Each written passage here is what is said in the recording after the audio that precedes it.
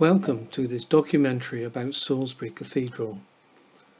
Built between 1220 and 1258, it is the home of the tallest spire in Britain.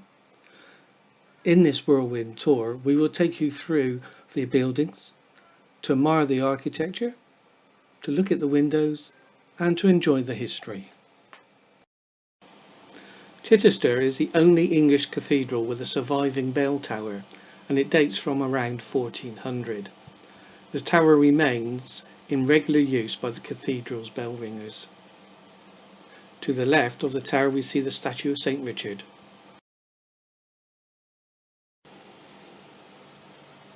Standing in the doorway of the cathedral, we can see the magnificent building ahead of us. And to the left of the entrance is the chapel of St. Michael, which is dedicated to the Royal Navy and the people of West Sussex who gave their lives at sea in World War II.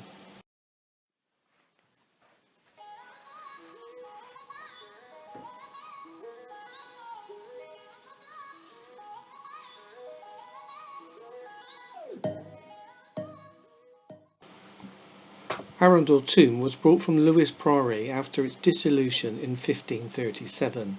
On top we can see the figures of Richard FitzAlan, the second Earl of Arundel, and his wife, Eleanor of Lancaster.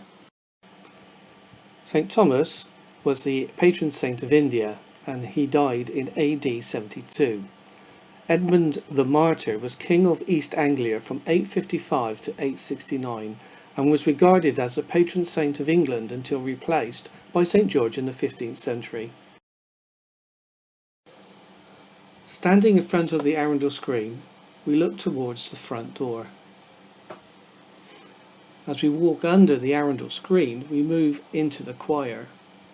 The three-tiered wooden stools are beautifully carved and date from the 1330s, although it was restored in the 19th century.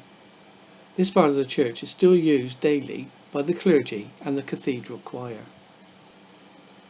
The organ was built in 1877. It was modernised in 1934 and is still beautiful after 140 years.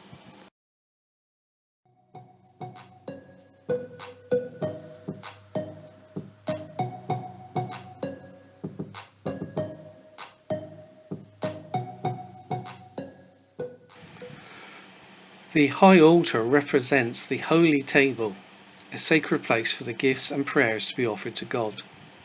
The tapestry is by the British artist John Piper and was installed in 1966. This is the chapel of St. John the Baptist. It's home to a painting by English painter Patrick Proctor, which was added in 1984. It depicts St. John baptizing Jesus, and in the painting St. John's extended right arm offers an invitation to all.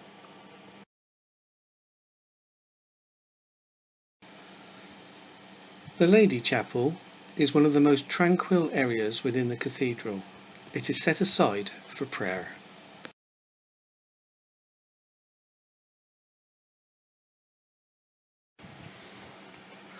Moving on from the Lady Chapel, we come to the Church of St. Mary Magdalene. The painting, which was painted in 1966, depicts a moment when Mary Magdalene finds the tomb of Christ empty, but encounters a resurrected Christ and mistakes him for a gardener. If you look at the man's shadow closely, you can see it's missing a hat. The windows add to the beauty of the church.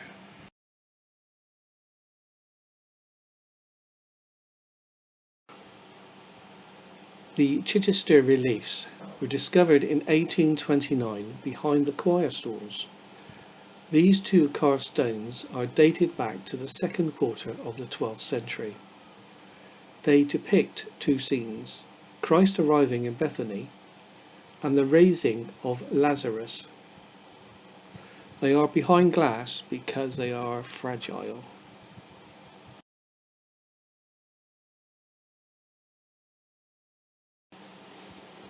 The south transept is dominated by a huge window The glass dates from 1877 and depicts Old and New Testament scenes.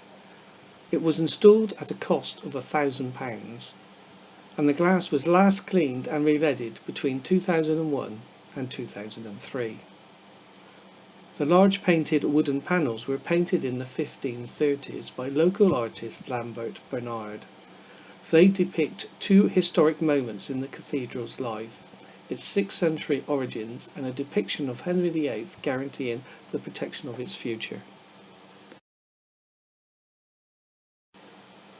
The chapel of St. Clement is dedicated to the 3rd Bishop of Rome, who died at the end of the 1st century.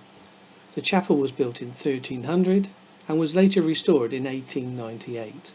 The altarpiece, the icon of divine light, presents God as a burst of sunlight surrounded by smaller stars resting in its warm glow. The Chapel of St. George was built around 1225 and restored in 1921 as a memorial chapel of the Royal Sussex Regiment.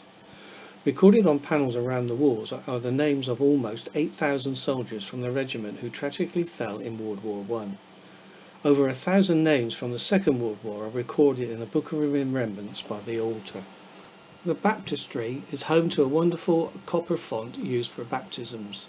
It was dedicated in 1983 and is a work of British sculptor John Skelton. Made of Cornish polyfont stone from Bodmin Moor, the beaten copper pole text around the bowl reads "One Lord, one faith, one baptism." Is from Ephesians chapter 4 verse 5.